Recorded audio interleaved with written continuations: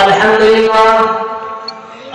لله نحمده ونستعينه ونستغفره ونؤمن به ونتوكل عليه ونعوذ بالله من شرور أنفسنا ومن سيئات أعمالنا من يهده الله فلا مضل له ومن يضلل فلا هادي له وأشهد أن محمدا عبده ورسوله يا أيها الذين آمنوا اتقوا الله حق تقاته ولا تموتن إلا وأنتم مسلمون يا أيها الناس اتقوا ربكم الذي خلقكم من نفس واحدة وخلق منها زوجها وبث منهما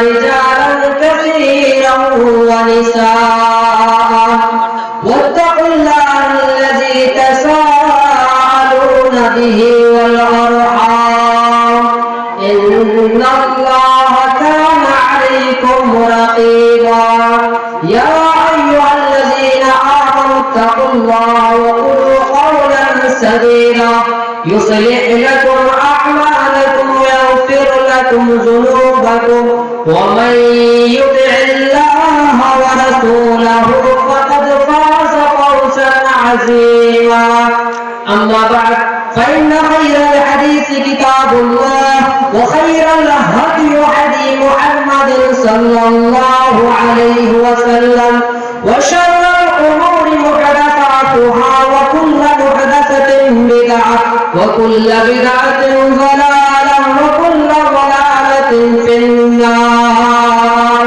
فأعوذ بالله من الشيطان الرجيم بسم الله الرحمن الرحيم اقرأ باسم ربك الذي خلق الإنسان من علق اقرأ وربك الأكرم الذي علم بالقلم وقال النبي صلى الله عليه وسلم من سلك طريقا يلتمس فيه سهل الله له طريقا إلى الجنة.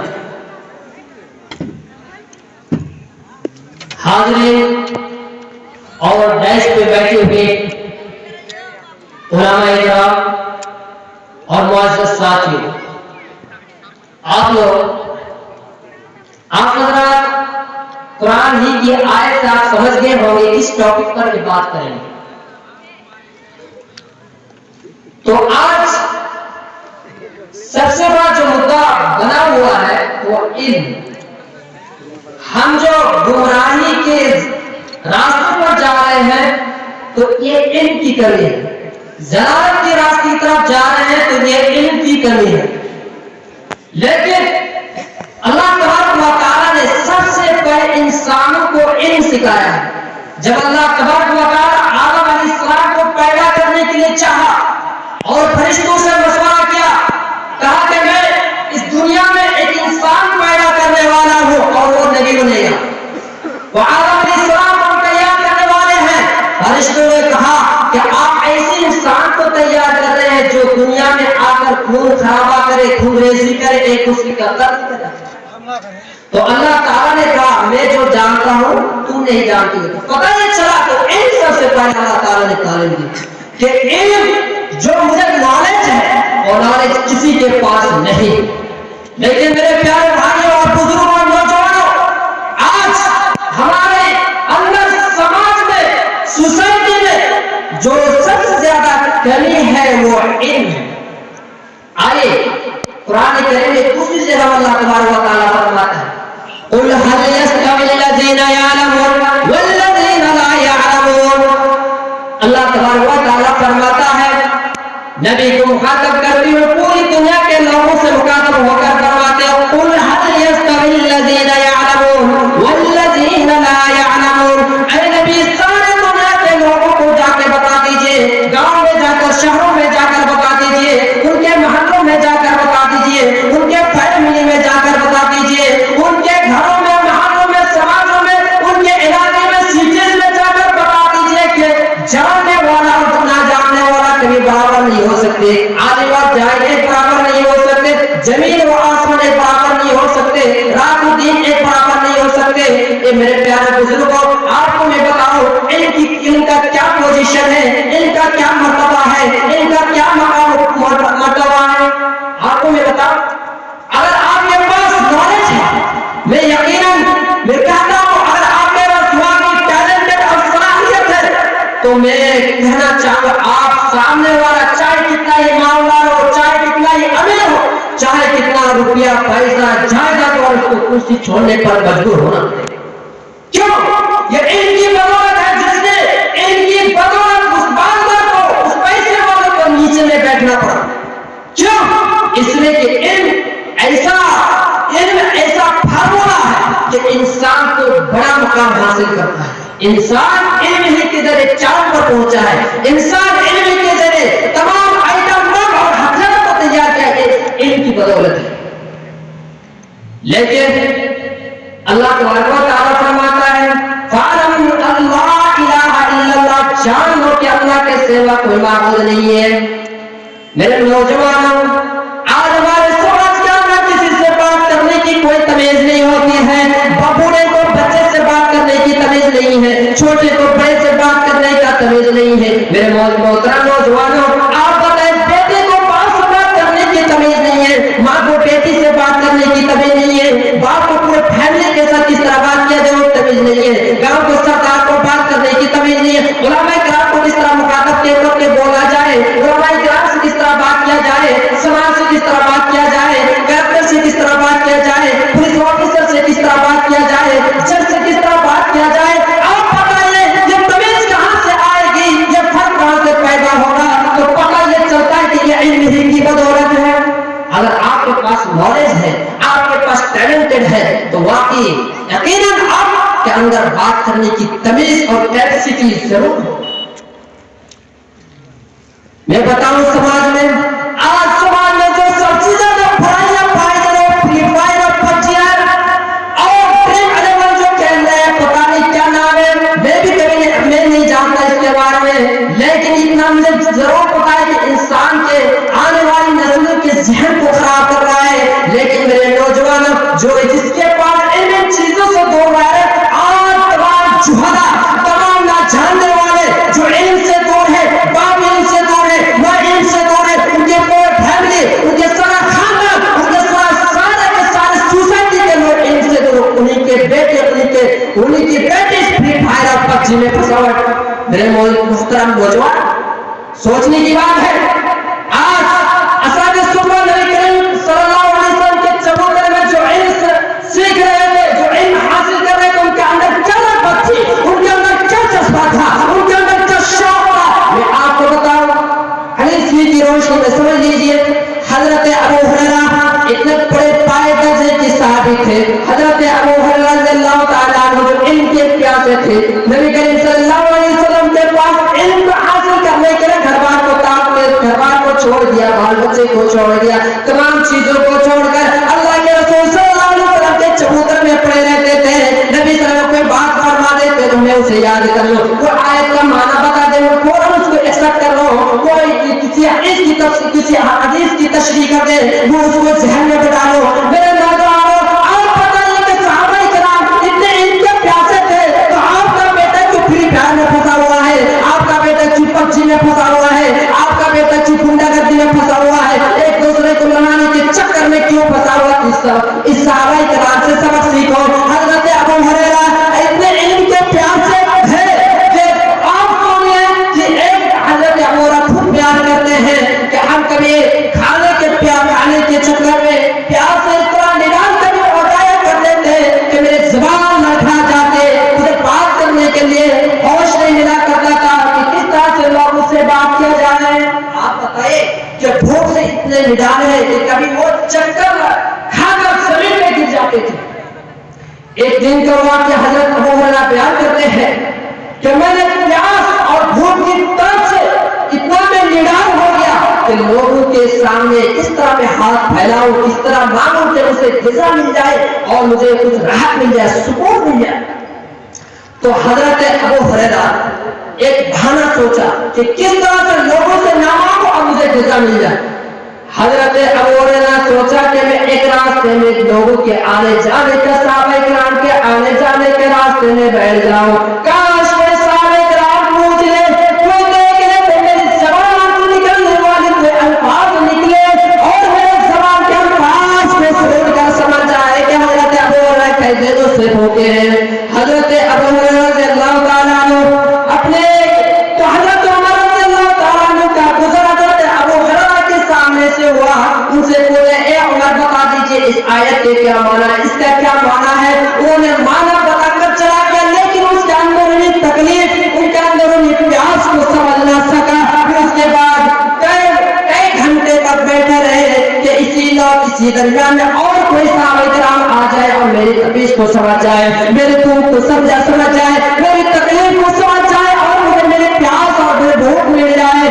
پھر نبی کریم صلی اللہ علیہ وسلم کا گزر ہوا کہ اے میرے سردار، اے میرے کائنات کے سردار، اس آیت کا معنی بتا دیجئے۔ حضرت ابو ہریرہ کے زبان سے الفاظ نہیں نکل رہا ہے، تو میرے نوجوانوں نبی کریم صلی اللہ علیہ وسلم سمجھ گئے اور نبی کریم صلی اللہ علیہ وسلم نے کہا اے ابو ہریرہ میرے ساتھ چلو، میرے ساتھ چلو، میں جانتا ہوں تم کئی دنوں سے بھوکے ہو، کئی دنوں سے پیاسے ہو، کئی دنوں سے کھانا نہیں کھائے ہو، اس لیے تمہارا شریر کمزور پڑ گیا ہے، اس لیے تمہاری صحت کمزور ہو گئی ہے، ہڈی تمہارا کمزور ہو گیا، تمہاری زبان بیٹھ گئی ہے، چہرہ سوکھ گیا ہے، آنکھوں میں پانی نکل جھرجھر کر پانی نکل کر آنسو گر کر آنکھوں میں گڈھے پڑ گئے، میں سمجھ گیا کہ تو بھوکا ہے، چلو میرے ساتھ چلو۔ حضرت ابو ہریرہ سوچا کاش آج مجھے کچھ کھانے کو مل جائے، کئی دنوں سے میں کھانا نہیں کھایا ہوں، صرف علم کے پیاسی کے چکر میں، علم کو حاصل کرنے کے چکر میں اور میں اتنا دی ڈال رہا ہوں۔ کئی دنوں سے وہ پیاس میں تھے، بھوکے میں تھے، جب نبی کریم صلی اللہ علیہ وسلم نے اپنے گھر میں لایا، اپنے بیوی فیملی کے گھر میں گیا تو دیکھا تو تھوڑا سا دودھ ہے۔ حضرت ابو ہریرہ کا دل گھبرا گیا، کاش مجھے اس تھوڑا سا دودھ پینے کو مل جاتا اور میری پیاس بجھ جاتی، میری بھوک ختم ہو جاتی۔ تو نبی کریم صلی اللہ علیہ وسلم نے کہا کہ جاؤ تمہارے کلاس میں، تمہارے درجے میں جتنے صحابہ کرام پڑھتے تھے تمام صحابہ کرام کو بلا کر لیا۔ ادھر حضرت ابو ہریرہ کا حالت پہنچا، حالت خراب ہو گئی، تھوڑا سا دودھ ہے، تمام صحابہ کرام کو بلا کر لائیں گے، میرے کلاس فرینڈ کو بلا کر لائیں گے، سب پی لیں گے تو میں کیا پیوں گا؟ انہوں نے سوچا کہ اگر میں نبی کریم صلی اللہ علیہ وسلم کو بول دوں کہ میں بہت زیادہ پیاسا تو نبی کے مخالف ہو جاؤں گا، اور پھر نبی نے کہا کہ جاؤ صحابہ کرام کو بلا کر لے آؤ، تو اگر میں کہہ دوں کہ میں نہیں جاؤں گا تو نبی کریم صلی اللہ علیہ وسلم کے مخالف ہو جاؤں گا، باتوں کے انکار کرنے والے ہو جاؤں گا اور مجھے جہنم میں جانا پڑے گا۔ پھر انہوں نے سوچا کہ جاؤ، ہو سکتا ہے میرے اسی بات کے اندر کوئی بنائی ہو۔ انہوں نے سوچا چلو نبی کریم صلی اللہ علیہ وسلم کے حکم سن کر میں چلو بلانے کے لیے آتا ہوں، چلے جان چلی جائے وہ منظور ہے، مر جاؤں گا تو جنت میں چلے جاؤں گا، اس لیے انہوں نے سوچا چلو میں بلانے کے لیے آتا ہوں، میری صحت خراب ہونے دو۔ تمام صحابہ کرام آگے آنے کے بعد پھر کہا کیا ہو رہا، سب کو دودھ پلا۔ پھر ان کی حالت اپنی کیا بات ہے، میں اس سے زیادہ میں بھوکا ہوں، مجھے پیاس لگے، پھر نبی کریم صلی اللہ علیہ وسلم کا تمام صحابہ کرام کو پلاؤ۔ پھر میں نے نبی کریم صلی اللہ علیہ وسلم کے حکم کو چھوڑ کر تمام صحابہ کرام کو دودھ پلانے لگا۔ تھوڑا سا دودھ پیتے پیتے تمام صحابہ کرام کا دودھ پینا ختم ہو گیا۔ آگے نبی کریم صلی اللہ علیہ وسلم کے سامنے لا کر رکھ دیا، کہا اے نبی کریم صلی اللہ علیہ وسلم اب تو سارا دودھ پی چکا ہے، اب میں اور آپ باقی ہے۔ تو پھر کہا ٹھیک ہے ابو ہریرہ اب تمہاری باری ہے، تم جا کے پیو۔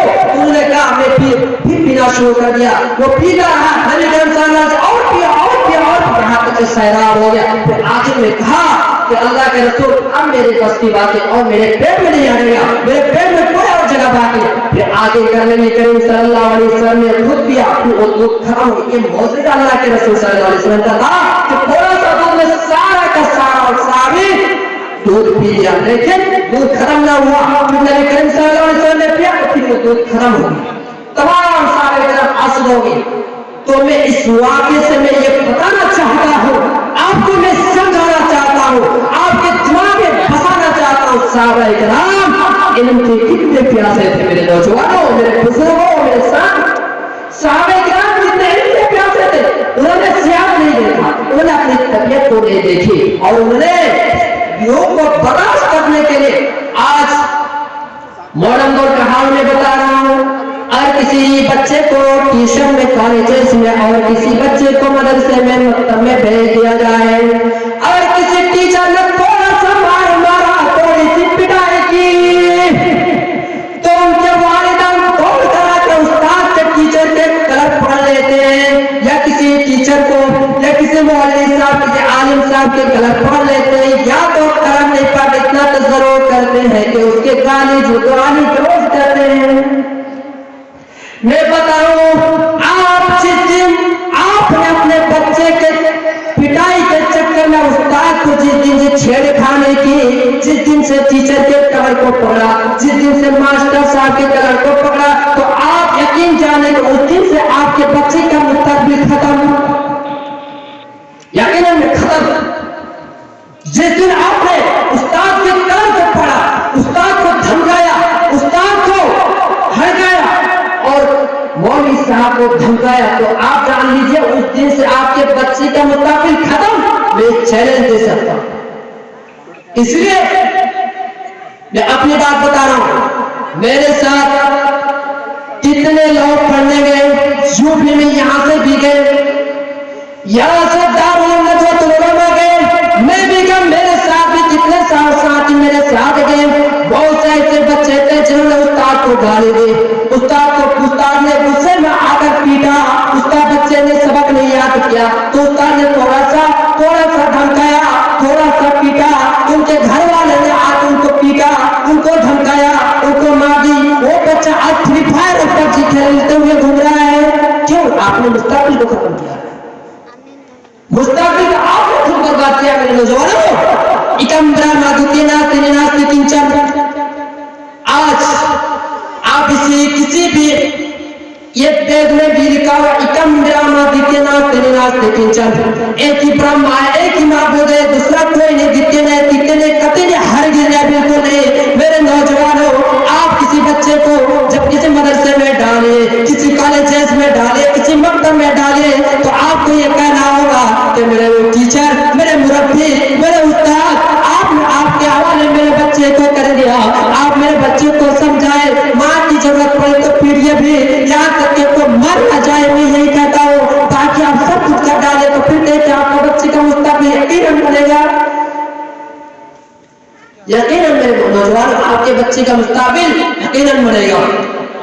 آپ جان لیجیے استاد بھی تو ایک انسان ہی ہے کہ آپ کے بچے کو مار کے نہیں پھینکے، مار کے زندہ مار کر درگو نہیں کر دے گا. میرے نوجوانوں، آپ سنیے، اللہ کے رسول فرماتے ہیں خیرکم من تعلم القرآن وعلمہ، تم میں سے بہترین شخص وہ جو قرآن کو سیکھے اور دوسروں کو سکھائے. میں ایک بات بتاؤں، کوئی اگر سائنس پڑھتا تو اس میں کوئی نیکی نہیں ہے، کوئی ہندی پڑھتا تو اس میں کوئی نیکی نہیں ہے، کوئی انگلش پڑھتا تو اس میں کوئی نیکی نہیں ہے. لیکن اگر کوئی بچہ دینی تعلیم پڑھتا ہے، دینی کوئی کتاب پڑھتا ہے تو اس میں 10 نیکیاں، اگر قرآن پڑھتا ہے تو ایک حرف کے بدلے 10 نیکیاں لکھی جاتی ہے. یہاں تک اللہ تعالیٰ فرماتا ہے میں 10 سے لے کر 7 یا اس سے زیادہ بڑھ چڑھ کر میں اس کو ثواب دیتا ہوں.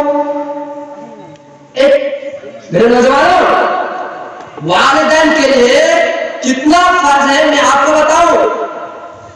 اللہ کے رسول صلی اللہ علیہ وسلم فرماتے ہیں، سن لیجیے، ایک بہت پیاری حدیث ہے، کلکم راعٍ وکلکم مسئول عن رعیتہ. ہر والدین کو، ہر ذمہ دار کو، ہر گارجین کو، ہر سردار کو، ہر مڈل کو، ہر پردھان منتری کو ان کی ذمہ داری کے بارے میں کل قیامت کے دن پوچھا جائے گا کہ ہم نے تم کو کہاں کا سردار اور بڑا بنایا تھا، ہم نے تم کو چرچ بنایا تھا، تم نے ان کی ذمہ داری کیسے ادا کیا.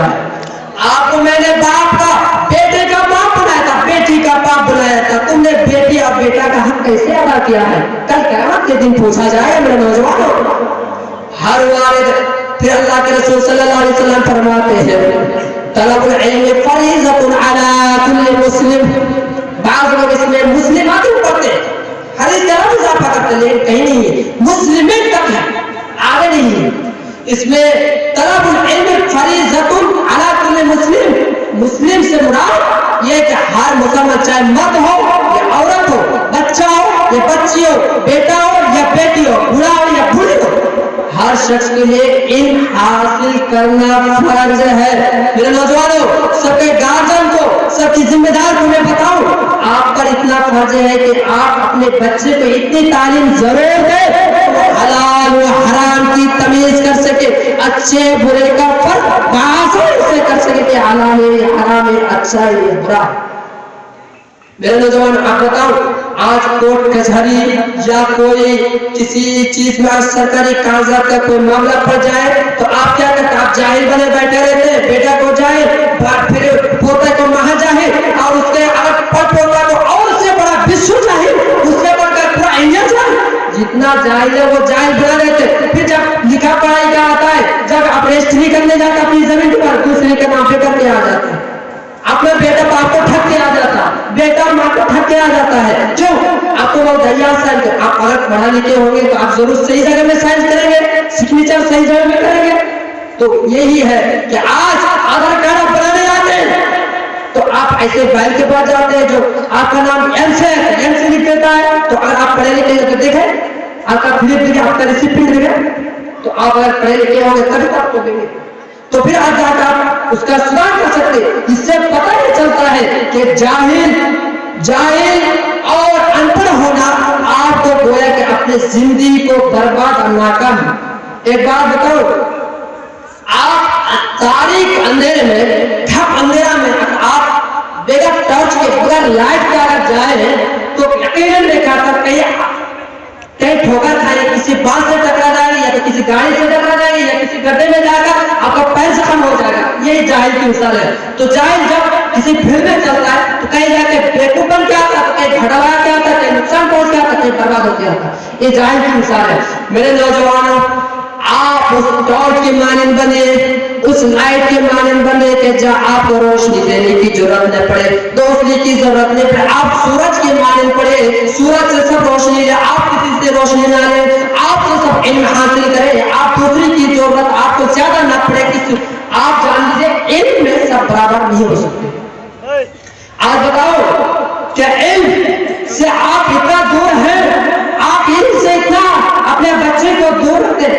بعض لوگ یہ کہتے ہیں کہ ارے مدرسے میں مت پڑھو، اگر مدرسے میں پڑھو گے نا بھیک مانگنا پڑے گا، اور مدرسے میں پڑھو گے نا چندہ کرنا پڑے گا، اور مدرسے میں پڑھو گے نا دو روٹی کی محتاج رہو گے، مدرسے میں پڑھو گے نا ایک وقت کھانے ملے گا، دوسرے وقت کھانے نہیں ملے گا. میرے نوجوانوں، دنیا میں تو مال و دولت سب کماتے ہیں. آپ بتاؤ، ایک پرائم منسٹر بھی مال و دولت کے گدی میں بیٹھے، پیسہ روپے جائیداد کے پیسے میں بیٹھے ہوئے. ایک مالدار انسان جو دن رات مزدوری کر کے کروڑپتی بنا ہوا بیٹھا، وہ بھی کھاتا ہے. ایک غریب انسان کھاتا ہے. ایک میں بتاؤ، آپ کھسی کا میٹ کھاتے ہیں، کتا کا میٹ کھا کے کبھی کھائیے.